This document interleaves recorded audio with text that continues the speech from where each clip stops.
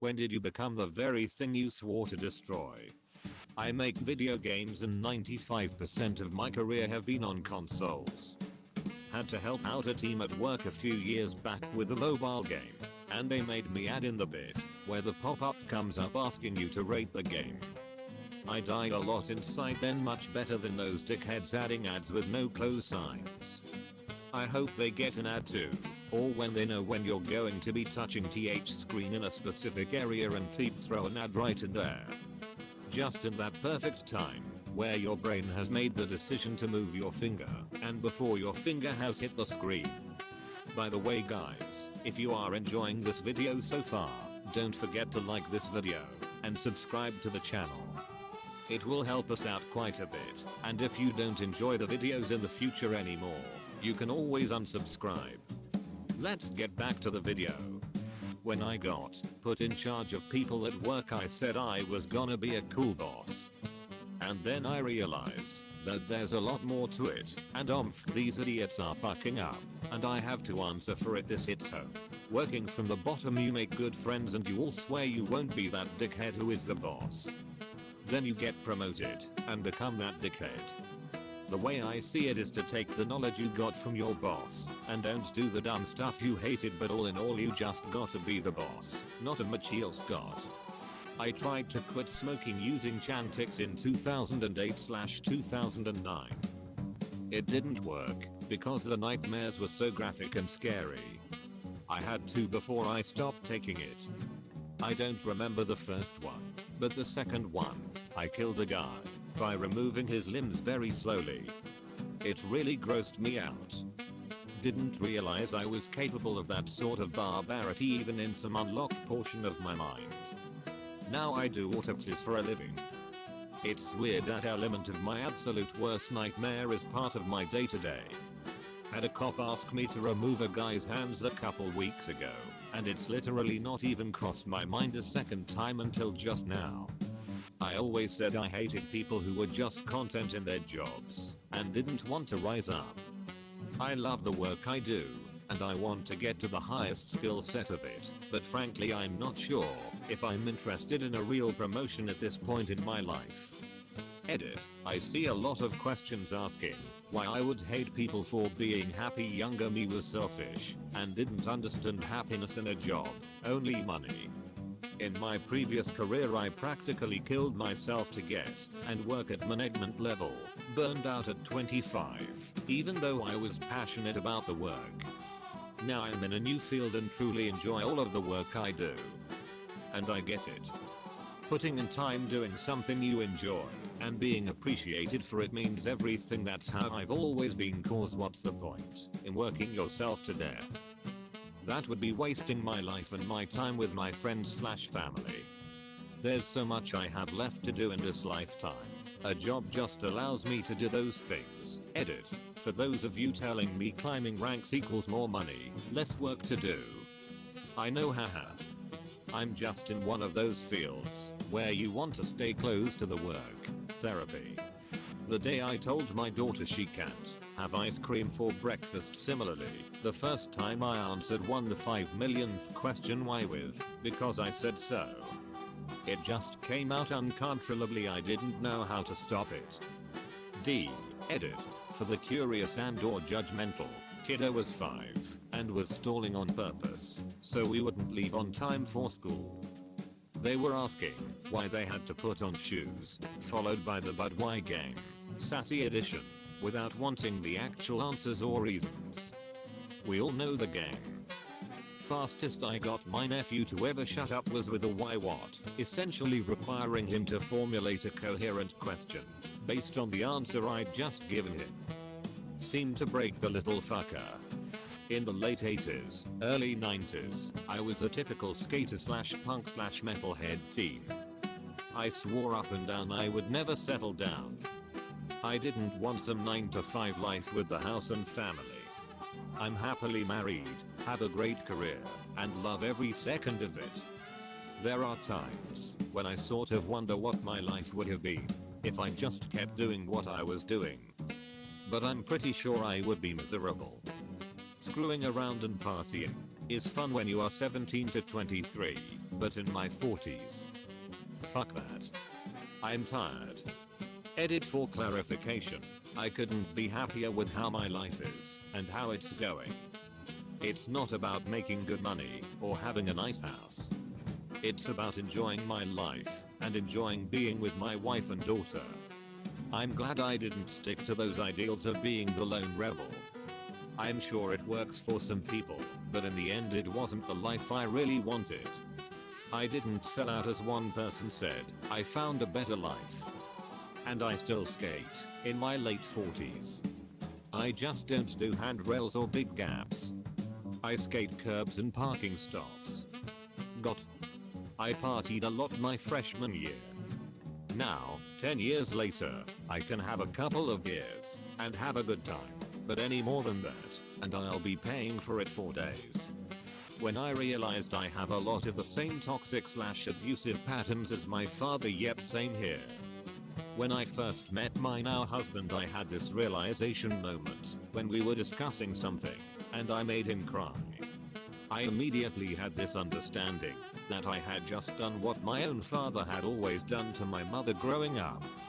It was an epiphany moment where I was like, the whole time growing up I swore I would never be like that, and here I'm doing the same thing he did.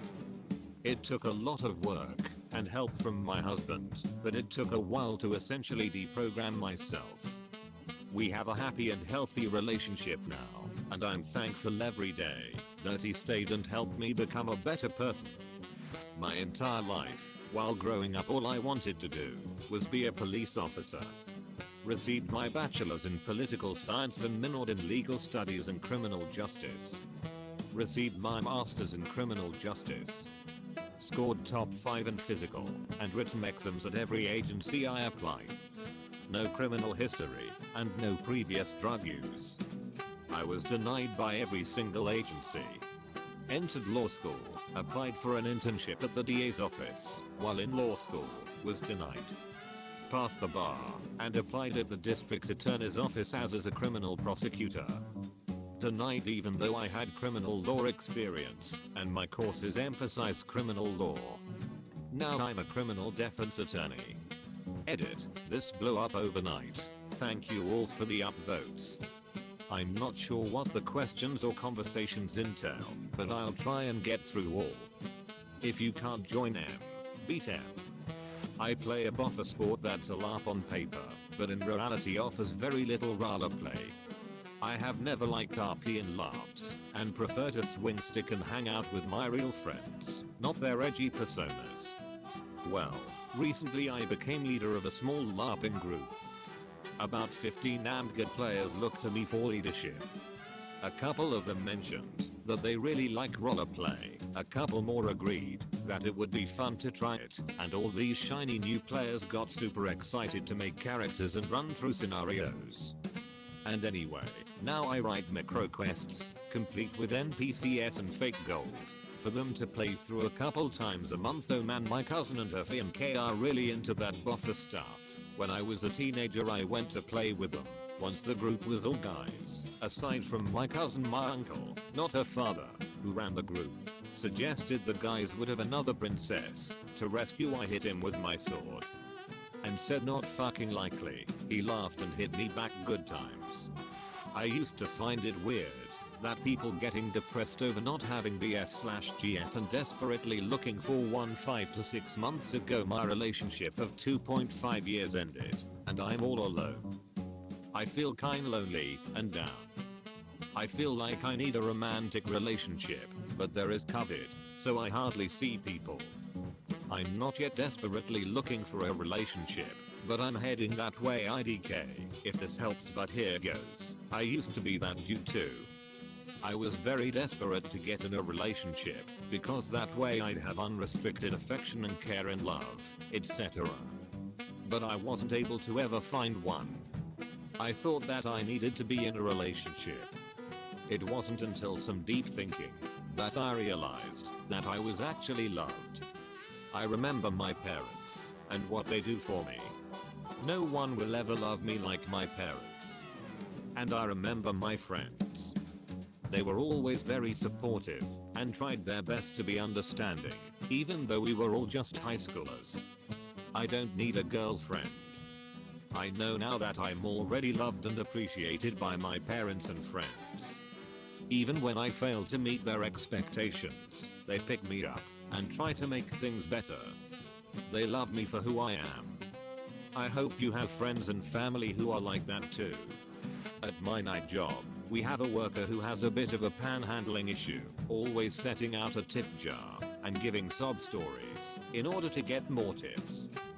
Keep in mind, this job is not what you would reasonably call a job where we depend on tips. We are paid properly by our employers.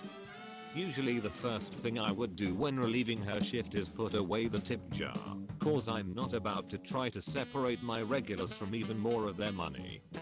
But I got tired of seeing her walk out with a wad of cash that assuredly puts her at a much higher take home than me, having over 4 years seniority on her, and, well, I do the brunt of the labor for the whole place. So what do? I retreated from my high road like a bitch and started leaving the tip jar out, putting my own first dollar in there to fish for more every night. It's been working. No sob story from me about it, though. Hey, if it works, it works. TBH, I'm not much of a tipping person. It isn't much of a thing where I'm from.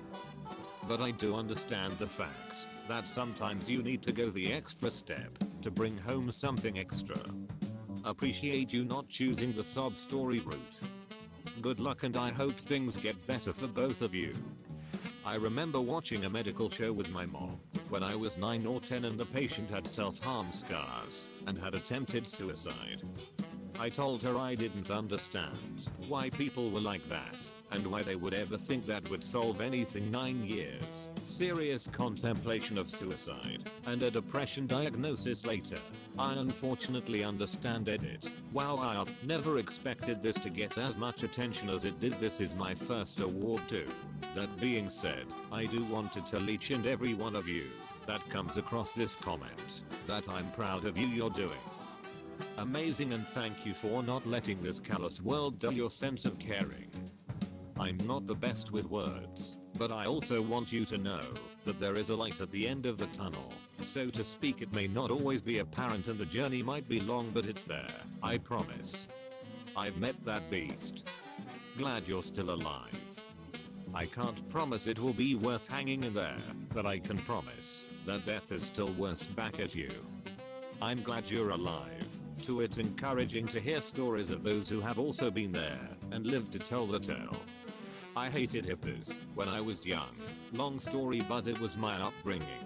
Ended up joining the US Peace Corps and discussing this with a friend while we were 2 months into our service. At the time we were smoking weed. I was wearing a Hard Rock Nashville shirt with a peace sign on it and listening to some Dave Matthews. He was laughing so hard. That's when I realized I'm who I am. I was being hypocritical for years. I'm a citizen of the world. I'm in a fairly hilarious position where fucking hippies is my general stance, but our political/social objectives are largely aligned. Hey man, there is a big difference between the general ideals of hippiedom and a fucking woke. If you run around smelling of patchouli and mooch off of everyone and do literally nothing with yourself, then you are a fucking woke. By dropping out of grad school, where I was studying to become a healthcare professional, and instead beginning my career in health insurance, saved myself from $100K plus in loans, and started a career with a similar salary a few years earlier, so not the worst decision. I briefly worked with a guy who had a law degree, an MD, and a PhD.